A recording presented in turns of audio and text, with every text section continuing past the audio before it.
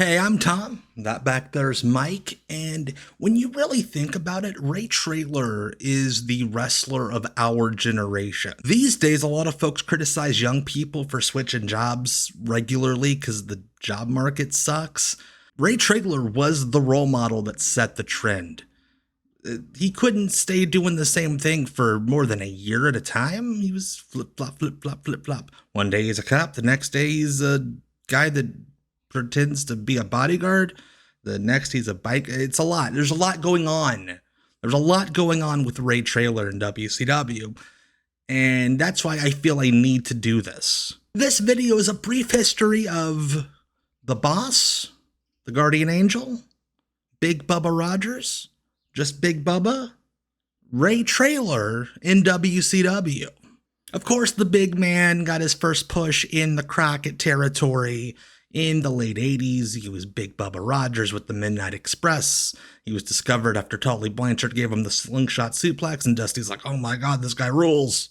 We have to give him something. And then he goes to the WWF, becomes the Big Boss Man, but like by summer 93, they're splitting off. He's doing some All Japan, which is cool. If you've never heard it, definitely seek out the All Japan version of Hard Times, his WWF song. It is awesome. It is the best, and I love it. December 93 rolls around. Davey Boy Smith's leaving WCW, and they need a replacement babyface to be just understaying, hanging out, wrestling the guys that Sting's not wrestling. And so on Saturday night, December 18th, The Boss debuts. The Boss.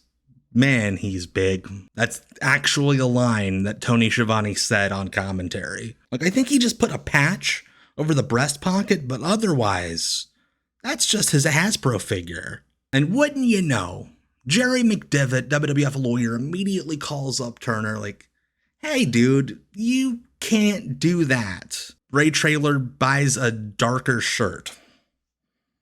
That's it. It appeased them for a little bit. He trades a win and a loss with Rick Rude over that December. Starts a feud with Vader. I will get to that in a second. By Spring Stampede, though, Jerry McDevitt has called them back and been like, you can't just make him the Player 2 variant of our intellectual property. You got to switch this. And so WCW gives in to the cease and desist, and he's no longer the boss. And they explain it by having him just beat some ass with his nightstick at Spring Stampede. Then Nick Bockwinkel's like, dude, you can't just be swinging your giant metal bar at people like a madman. That's literally crazy. Give it to me now. And so Ray Traylor, like a 7th grader playing frickin' Fortnite in the back of the classroom on his phone, has to hand it in. And he's like, man, I can't be a cop without my maniac metal stick that I used to beat people with. What's the fun in that? And then some young men from New York City come down to Atlanta. They say, hey, Ray, Curtis Sliwa's looking for you. That's right, perennial New York City mayoral candidate Curtis Sliwa wants to get Ray Traylor involved in the Guardian Angels, which had been a heavy thing in the news nationally for a little bit, definitely during the early to mid 90s.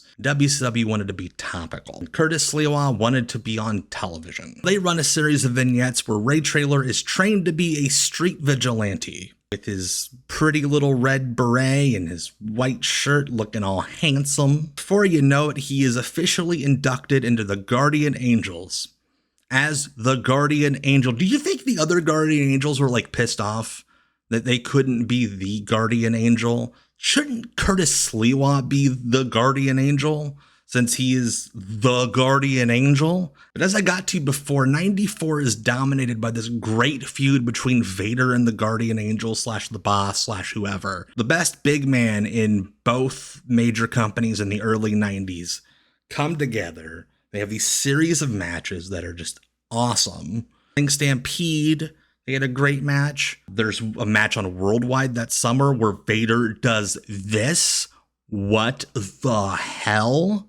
They're just two big slabs of beef slapping all over each other, flying all over the place, running around, two big mobile super heavyweights having these dream matches. It's one of the best things about 94 WCW, without a doubt. One of the most underrated feuds in company history, in my opinion. Maybe I'll do a video about that in the future.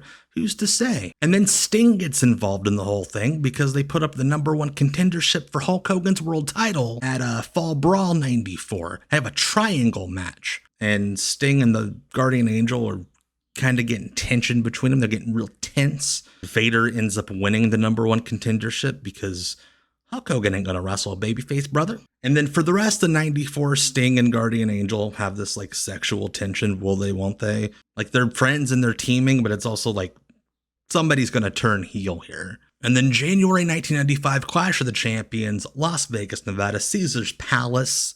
That's the stage. Sting wrestles Avalanche, another victim of that gosh darn Jerry McDivitt saying, hey, WCW, you can't use our intellectual property. That's not allowed. So they just added some snow to the whole aesthetic and he's no longer an earthquake. But just to make it extra saucy, the Guardian Angel's a special guest referee. And wouldn't you know, after months of them being like, this isn't a very good friendship, Guardian Angel turns heel, baby. And he's like, I can't do this anymore. This shit's lame. Being a street cop is just as bad as being a real cop. ACAB. Could you imagine if he did that? If he was the originator of that whole movement? That'd be so cool. But he wasn't. I need to start going by my real name again. Big Bubba Rogers. That's right. His shoot name. He starts wearing the suit and the hat again, but he's lost a lot of weight. So he just looks like a limo driver. A 6'5" evil limo driver who's here to drive you to your destination, but be real rude about it. If you ask him to roll down the window, he's gonna say no. Hey, could you turn the AC up? Fuck you. That's the Big Bubba Rogers way.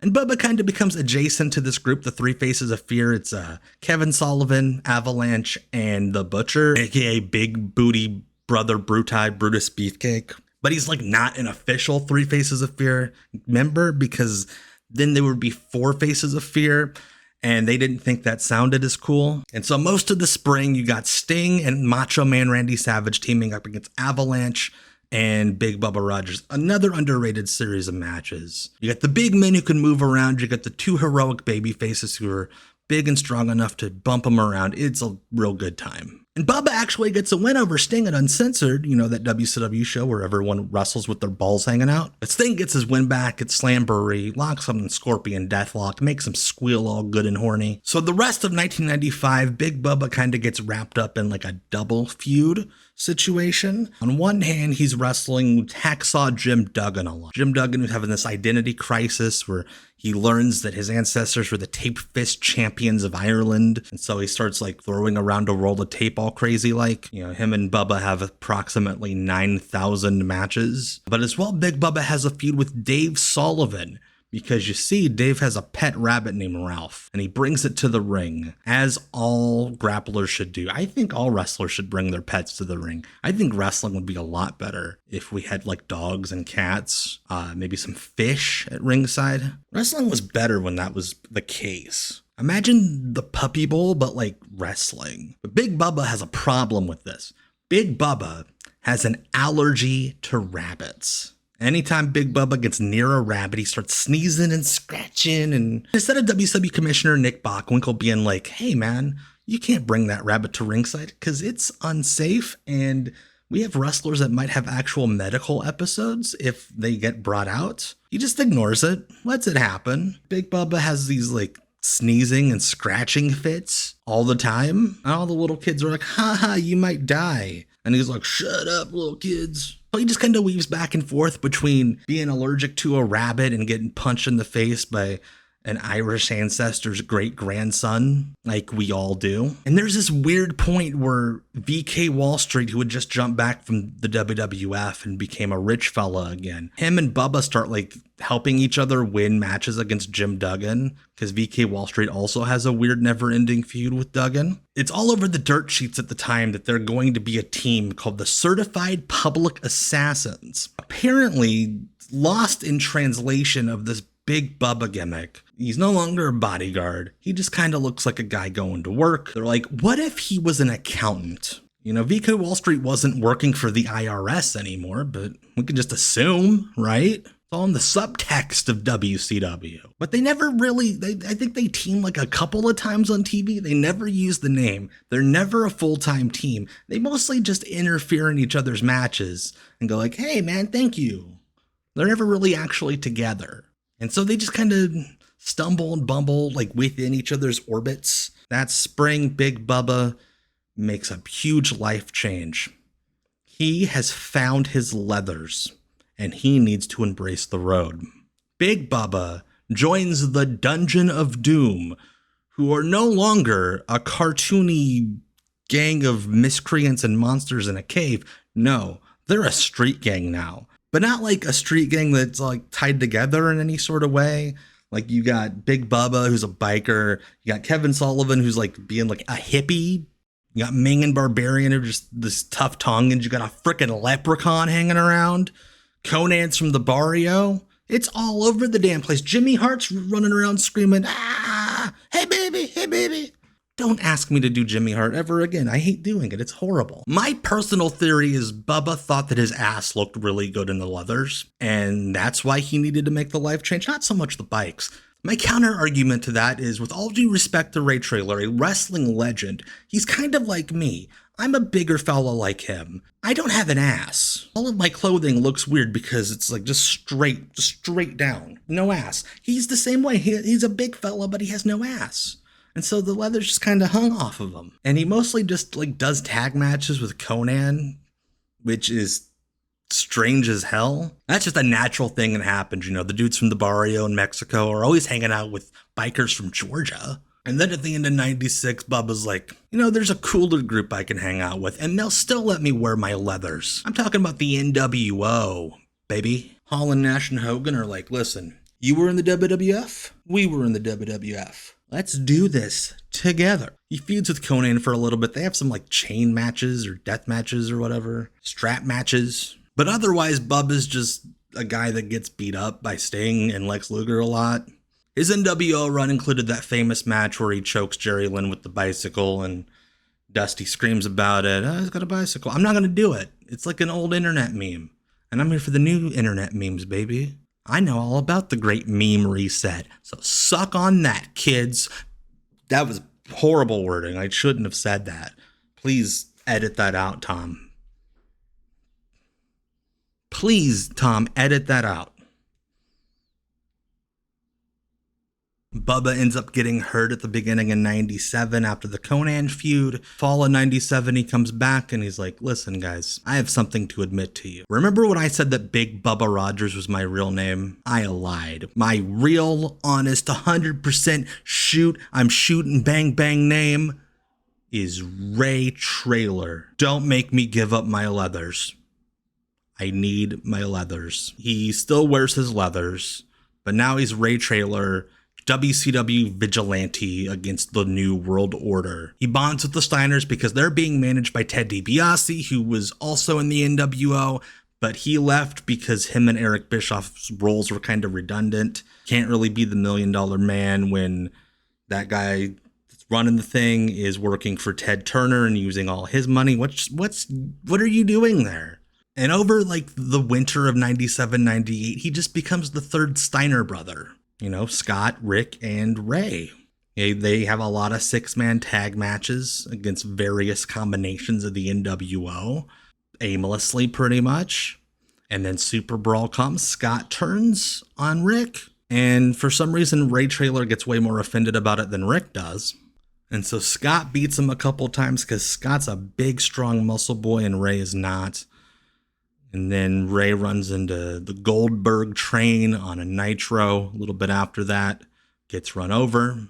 And then Ray packs up his leathers, puts them in his suitcase, and he says, Bon voyage, WCW. Thank you for everything, but especially my leathers. So that's been a look back at Ray Traylor's wild, wacky run in World Championship Wrestling, something that you totally needed in your life. Please make sure to leave a comment below. Let me know what you thought of either the video or Ray Traylor in WCW. Because when you do that, I'll reply, and then that bumps things up in the algorithm, baby. And then more people watch, and then Uncle Tom gets money. Don't call me Uncle Tom. Also, make sure to subscribe. Please do that. That'd be lovely of you to subscribe. Please make sure to like the video. You gotta subscribe. I'm really chasing this 100,000 subscriber thing, and I'm not getting there nearly fast enough. And if you haven't done so already, become a member of the channel, plop down some money, get those monthly members only streams where we watch things that are not quite pro wrestling. It's a blast. You gotta get in on it. So once again, I'm Tom. That's Mike back there. Look at my bottle cap.